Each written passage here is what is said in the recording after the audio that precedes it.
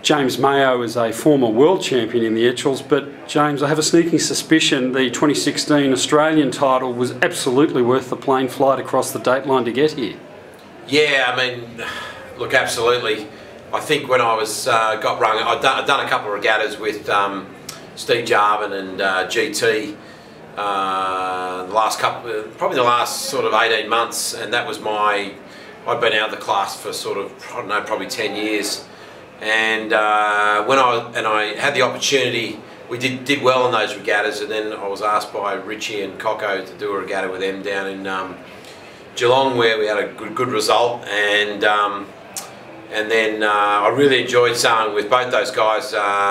And then when Richie said, you know, he'd like, you know, if I was free to do the Australian Etchell Nationals, I was like, I absolutely jumped at the chance.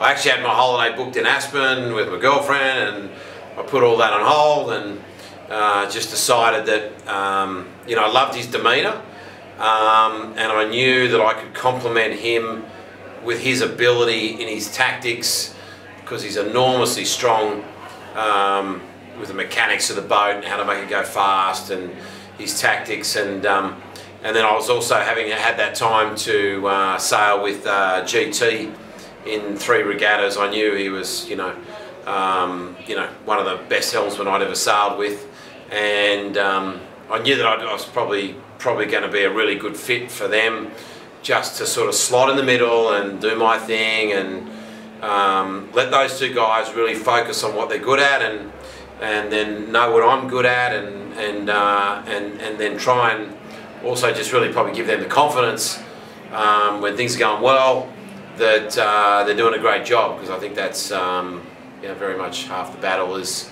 giving other people around you the confidence so that they become stronger in their ability in their decision making, that they're making the right decisions, and maybe, you know, occasionally if it doesn't kind of go that way, that they keep their confidence up.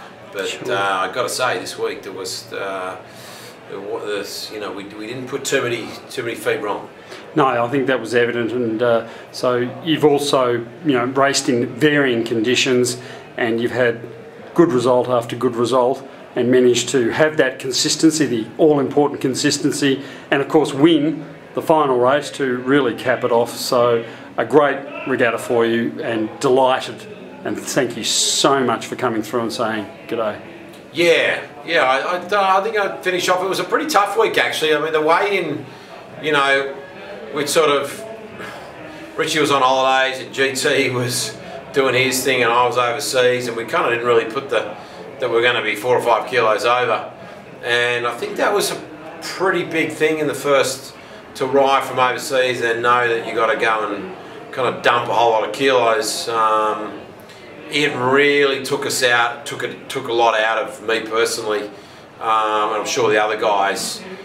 And then to have to do that midweek, but you know, we kind of thought about what we had to do and how we were how to replenish that energy, and you know, we're probably lucky that we had a couple of little breaks of delayed racing just to get our energy back. And I think, you know, everything just kind of fell together this week, but you know, we never lost focus on what our goal was, and I certainly knew when I got up, I came here to win it. Absolutely came here to win this thing. I've never done a nationals, but I knew that the 2 blokes around me and you know, what I could add to the team was we could make a real formidable team. So I had no doubts in the world that there was only one goal here, to come and walk away with this trophy. Well, you've certainly done that, and quite emphatically at that. So bask in that glory, and I know you'll be grinning for quite a while yet. Yes. Cheers, bud.